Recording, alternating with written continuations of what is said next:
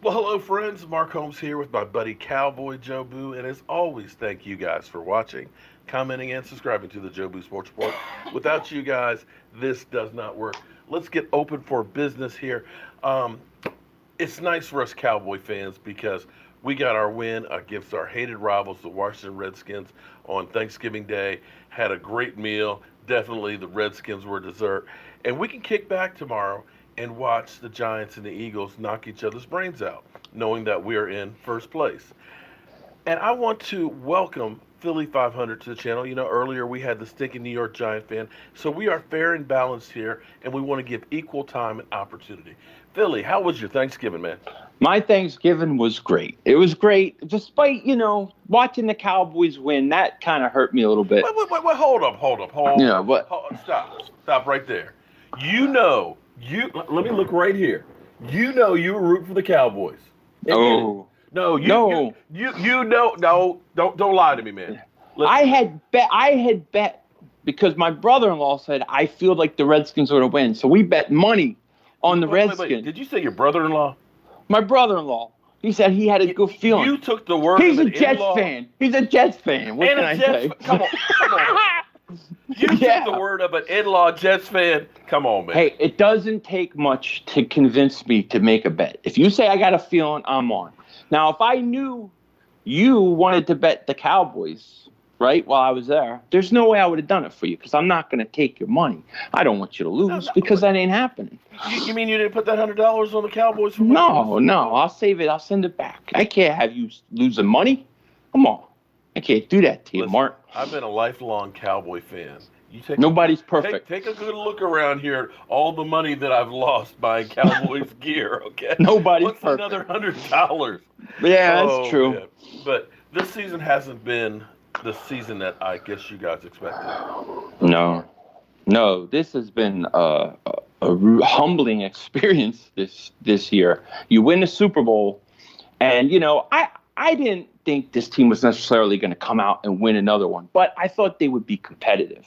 I thought they would be a player in the whole race, and it's just not happening and looking bad. It's amazing to me, being that I've been on the other side of the fence.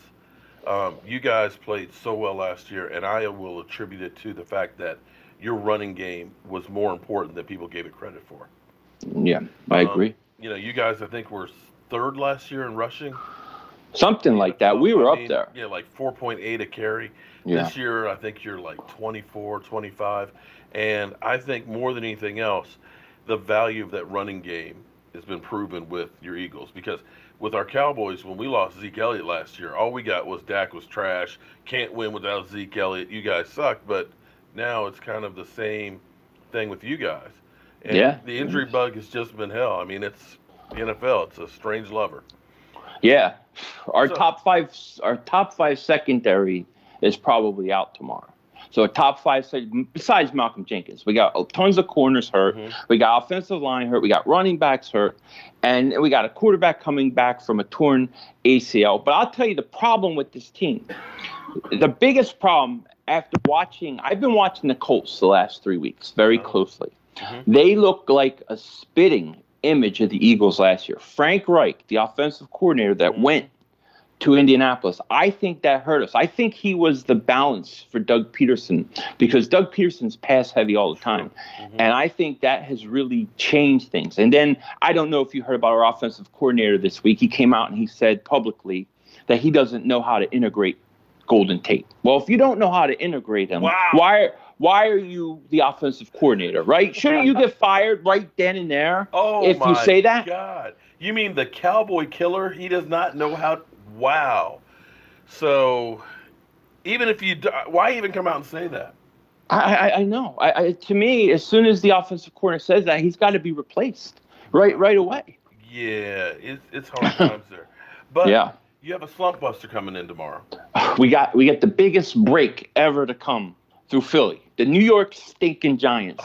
We own them. We've owned them for years. Uh-huh. We always will own them. And it's not even – I don't even have to worry about this guy. It's a yawner. Okay, so what are your keys to victory tomorrow? besides showing up?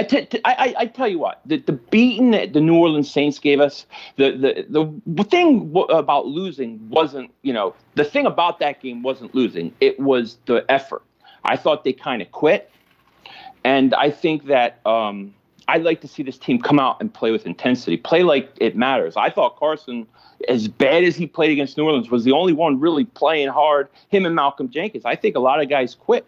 And I want to see them come out and play hard. And I think Carson has to rebound. I don't know if they can stop the Giants from scoring with that secondary. Giants, they got good receivers. Their passing game is much better. The offensive line's been playing much better. Barkley is a stud. And then our secondary is beat up. I think you're going to have to score points. So I'm putting this game on Carson Wentz. I think that he has to come back, show that last week was a fluke, his worst game of his career, and play better. And I really think it's about him. Okay, well, the stinking New York Giant fan, Rashid, I don't know if you know him or not.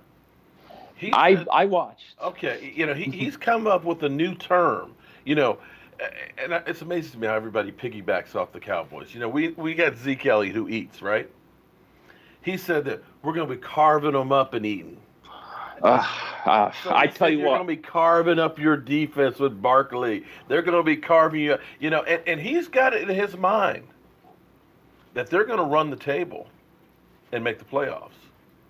Okay, well, let's say just a miracle happens and they beat the Eagles. How are you going to beat the Bears? It's over. Season's over right there. It's not just the Bears, and then they got the Redskins, the Titans, the Colts, and then the Cowboys. Well, and the chances are the Cowboys will probably be playing in a position for a division win to clinch if the standings remain somewhat close. Mm-hmm. Titans, I guess, you never know what you're going to get with the Titans. True. I mean, look, Eli Manning's like 90 years old. I got a cane for him. He needs a cane, needs a walker. He stinks now. And to think that he's going to have 3 good games in a row is a laugher. Well, to me personally, I think the Giants screwed up because they got to replace Eli. Yeah, and the more they win, the further out we get. But, the stinking New York Giant fan, his rationale was, well, right now we're sitting there at 9th, and the teams that are all in front of us don't need a quarterback. And it's like, yeah, but guess what? People behind you do. They'll package stuff up, and they'll be more than happy to back up and take it. Especially, like, let's say, John Gruden, who has 3 number ones, and has ruined Derek Carr. So you could see him saying, you know what, I'll trade him for a high pick, this offseason as well, and package up and try and take a quarterback. Oh, I think the Giants have entered mediocrity hell. And I say that because when you have a running back like a Saquon Barkley, who I just love Saquon Barkley coming out, I think of the Vikings, all those years with Adrian Peterson, where your offense was good enough, you always win 7, 8 games, but you're never bad enough to get that franchise-changing quarterback. Yeah. And that's where I see the Giants I think as good as Barkley was, they should have took a quarterback. That's what they really needed. Because last year there were a lot more quarterbacks than you're going to see coming up this year in the draft. Yeah. But see, that's the funny thing because, everybody with the Cowboy fans, I hate to say it, I'm a Cowboy fan, but some of our fan base, you guys know how you are. Don't act like you don't. Because they look around and they say, well, we got a great running back and everything else. We should be winning. Our quarterback just sucks. And I try to explain, like in 2015, we had a great running attack, but we only won 1 game without Tony Romo.